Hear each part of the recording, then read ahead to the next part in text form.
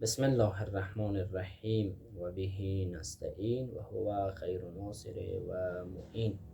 بینندگان محترم چینل یوتیوبی حقیقت ناب، خب عزیزان، بعضی ها می آیند سوال میکنه که ما اگر کسی را این حیث مرجع تقلید برای خش انتخاب کنیم، اگر کسی را بخواهیم عمل به فتوایشان بکنیم، این مرجع تقلید چه شرایطی را باید داشته باشد؟ یعنی مرجع تقلید چه شرایطی را داشته باشد تا عمل به فتوای آن برای ما جایز باشد؟ در منابع ما آمده است که مرجع تقلید باید حی باشد، مرجع تقلید ما باید حلال زاده باشد، مرجع تقلید ما باید اعلم باشد، مرجع تقلید ما باید بالغ باشد. اینها را بیان میکنه برای مرجع تقلید که این شرایط را داشته باشد.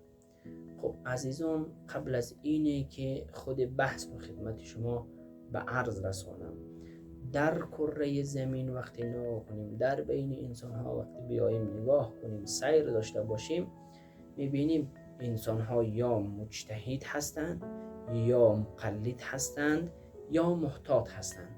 آنهایی که مجتهد هستند قابلیت این را داره که خودشان استنباط احکام شرعی بکنن، نیازی به این نیست که تقلید بکنه، چون خودشان استنباط احکام شرعی را میتوانه، لذا نیاز نیست به اینی که از کسی دیگری تقلید بکنه. محتاط چرا؟ محتاط چه شخصی است؟ محتاط کسی است که احتیاط میکنه. این احتیاط دشواری می آورد، این احتیاط سختی می آورد.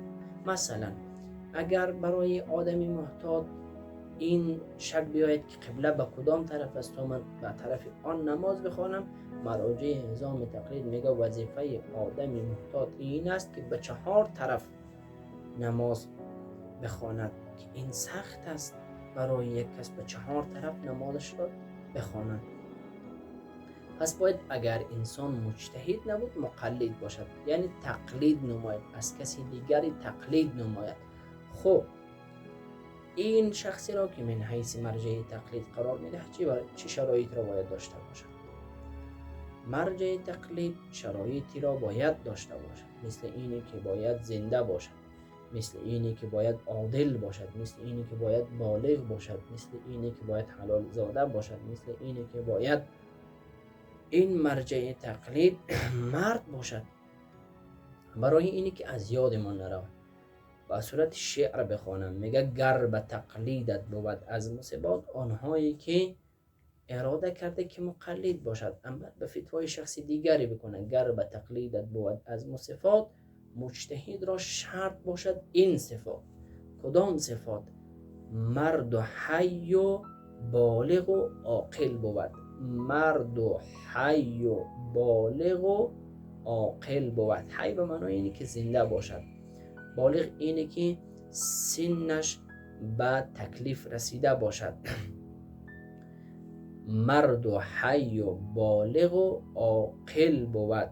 شیعه اثنا عشر عادل بود، یعنی 12 امامی باشد، یعنی ایمان به 12 تا امام داشته باشد. اثنا عشر یعنی 12. شیعه اثنا عشر عادل بود. خب نطفه مشروع در تقوا و حسن، یعنی اینی که حلال زاده باشد، اعلم از اعلام عصر خویشتن. در بین دیگر مراجع این شخص مقامش، منزلتش بالا باشد، علمش بالا باشد.